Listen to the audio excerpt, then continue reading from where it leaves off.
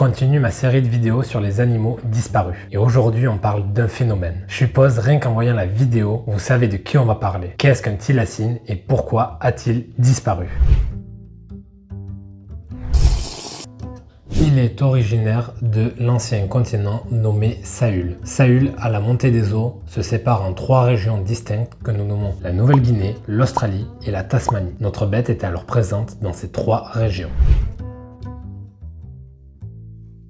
Bon, avant de commencer, je vais vous dire quelque chose qui est assez important selon moi, c'est que les écrits et les descriptions qui parlent du thylacine ont été rédigés par des colons européens. Cela veut dire que le thylacine était comparé avec des animaux déjà connus selon eux et des animaux qui provenaient d'Amérique du Nord, d'Europe et voire même d'Afrique. Je pense que selon moi, une description réalisée par les aborigènes aurait été totalement différente. Parlons de ses surnoms, il en a plusieurs. Le loup de Tasmanie. Spoiler alerte, il n'a rien donné. Deuxième surnom, le tigre de Tasmanie. Devinez quoi? Toujours rien d'un tigre. Il fut aussi surnommé le loup marsupial, peut-être le seul surnom qui lui correspondait le plus. Notre thylacine a eu pas mal de comparaisons avec d'autres animaux. Du coup, on parlait du loup, du tigre, mais aussi de la hyène parce qu'il avait une posture un petit peu bizarre, selon les écrits et les colons encore une fois. Bref, beaucoup de descriptions et de comparaisons se résumant à l'absence de connaissance de l'homme.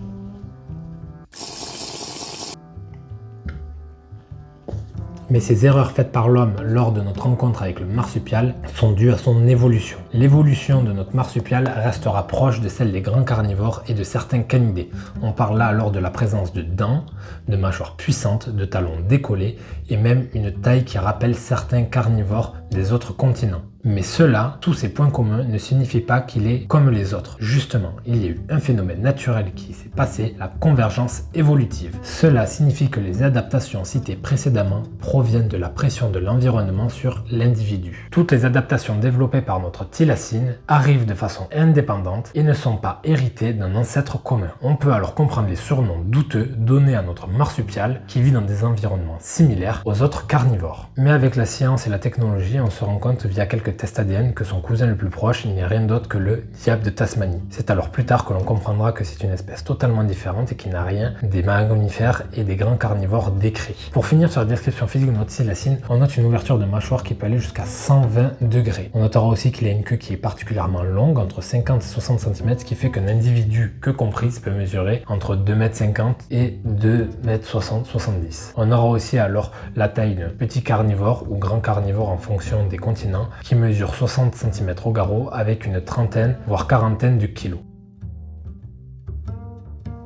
Maintenant que l'on sait à quoi ça ressemble et pourquoi ça ressemble ce à quoi ça ressemble, intéressons-nous à sa vraie nature, un marsupial. Bon, là on est en Australie, donc il n'y a pas vraiment de logique dans ce continent. Donc je sais que je vais peut-être faire des raccourcis douteux, m'attirer des problèmes avec les biologistes ou certains scientifiques, mais quand vous êtes en Australie et que vous pensez voir un mammifère qui ressemble à un mammifère comme les autres, et bien ça n'en est pas un, mais c'est sûrement un marsupial. Et un marsupial, ça a 2 distinctions avec les mammifères placentaires. Tout d'abord, ça a forcément une poche marsupiale. La poche marsupiale, elle va servir au développement de l'embryon, c'est-à-dire que l'embryon va migrer de l'utérus à sa poche en se nommant une larve marsupiale. Le développement ne sera pas totalement fini et se terminera à l'intérieur de cette poche. La deuxième adaptation sont alors les os épipubis qui soutiennent cette poche.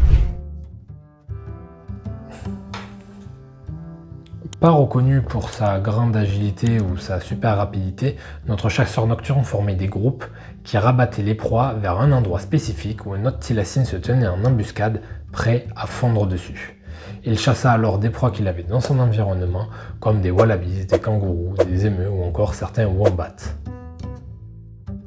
Pourquoi ne voyons-nous plus de thylacine maintenant? La cause est simple, l'homme. Bon, plus sérieusement, ce n'est pas juste que l'homme, mais c'est tous ces excès. Lorsque le colon blanc européen arrive alors en Australie, les populations de thylacine sont déjà au plus bas par une première campagne de chasse menée par l'homme en général lors de la découverte du continent Sahul. Ces mêmes colons européens arrivant avec du bétail vont alors remarquer le prédateur qui ressemble à un loup et pour eux le comportement sera similaire à un loup. Il faudra alors l'éradiquer avant que le bétail soit attaqué. Il y aura des primes accordées par le gouvernement de l'île pour chaque individu abattu. Une traque sans relâche et forcément on arrive au drame. C'est en 1936. Les images que vous voyez à l'écran pendant que je parle présentent ou montrent le dernier survivant de son espèce, Benjamin.